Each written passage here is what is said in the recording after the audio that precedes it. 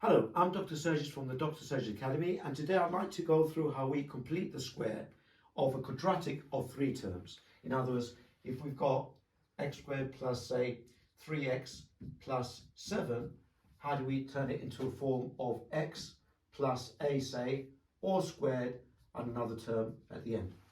So we're going from a quadratic of 3 terms when the coefficient of x squared is 1, that is when you times x squared by 1, okay? And we've got 3 terms, 1, 2, 3, and then turn it into this form. So that instead of having 2 terms in x squared and x to the power of 1, we have only just x to the power of 1. And this enables us to solve equations.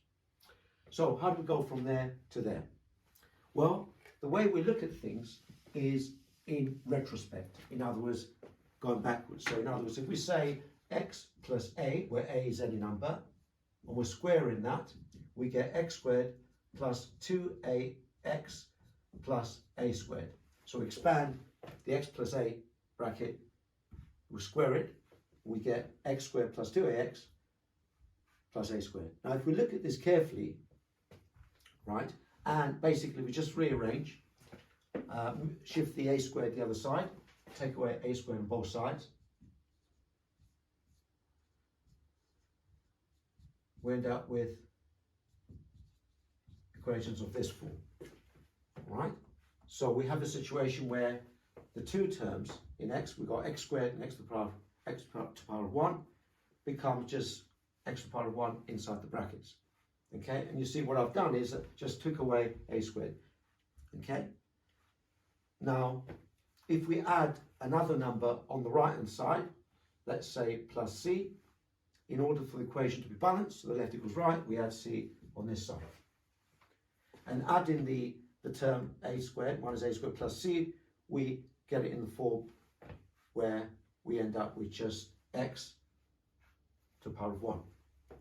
So let's look at this carefully. So if we say, for example, let's illustrate the situation like if I have x plus, say we've got x squared plus, let's say, 4x plus 6. Now we're going to convert that into that form, where you have just x to the power of 1 inside the square bracket. So we're going retrospectively from there, where we've got quadratic of 3 terms, to a situation where we've got a quadratic where there's 1 term in x to the power of 1. So first of all, if we look at this carefully, the coefficient of x, that is 2a, the number that's multiplied by x, yeah, is 2a. And inside the brackets, that's 1a. So in other words, half 2a, you get 1a. So let's follow that pattern to end up with, from there to the expression with a square term in x.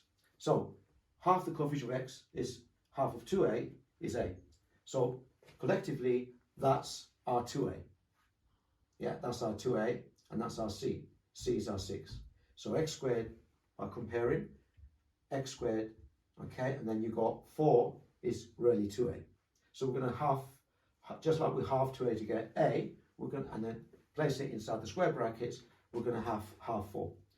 And then what do we do? So whatever that sign is, as a plus, we put plus there. If that was a minus, we'll put minus there. So the plus, and then half of 4 is the same as saying half of 2a, which is a. So half of 4, our 4 is our 2a, half of 2a is a, so half of 4 is 2, you square it. So what we're really doing is comparing that with that expression of 3 terms to the expression where you've got the square bracket. And then we said, whatever that number is, you square it, minus. So here, our a is 2, so minus, and you just square the 2. But if you expand this and take away 2 squared, you just simply get x squared plus 4x. So we want to make sure the left-hand side equals right-hand side. So if we expand this and take away 2 squared, we get just that.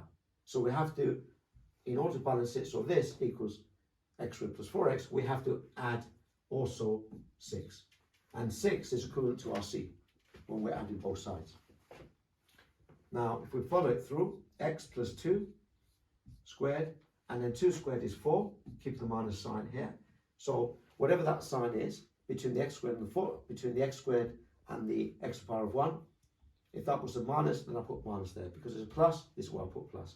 But the second step has to be always a minus. So you square that, but you put, that's always a minus, yeah? And then we add the 6.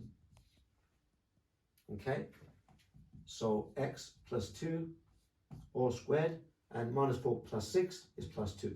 So we actually completed the square of x squared plus 4x plus 6, and we ended up in x plus 2 all squared plus 2.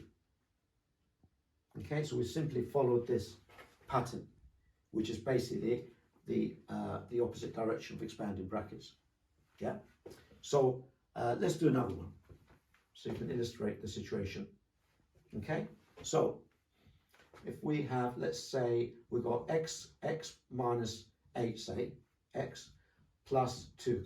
So we want to complete the square of x minus 8x plus 2. Sorry, x squared, yeah. X squared minus 8x plus 2. So we're going to complete the square of x squared minus 8x plus 2. So write the x, whatever that sign is minus, and then here our 8 has to be halved, just like we did earlier. So it's 4. And then you square that. And then the second step must always be minus. So whatever that sign is, because in this case it's a minus before it was a plus, so I put a plus. Here, because minus, put minus. But the second step is minus 4 squared, so we square that. Now if I expand this and take away 4 squared, I just get x squared minus 8x. So if I expand x minus 4 all squared minus 4 squared, I just get x squared minus 8x. So then in order for the equation to be balanced, I add 2. So the left hand side now is equal to the right hand side. Just follow it through, x minus 4 squared and 4 squared, keeping the minus sign is 16, plus 2. And then I've got x minus 4 squared minus 16 plus 2 is minus 14. So we've completed the square of x squared minus 8x plus 2, we ended up with x minus 4 squared minus 14. And that's how we complete the square of a quadratic of 3 terms. Thank you.